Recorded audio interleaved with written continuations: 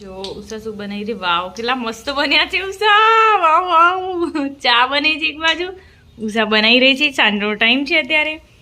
અને દેખી શકો છો મરચા ભજીયા જો આવી રીતે નાખે છે. અંદર અમે ડુંગળી નાખી છે, મેથી નાખી છે, અને તમે બધા દેખી શકો છો. દેખો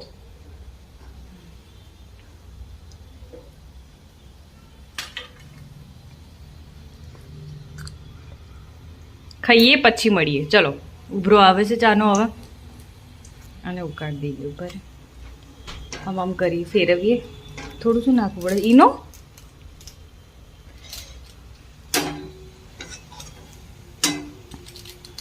બહુ ઓઈલી નહીં, માપના જ.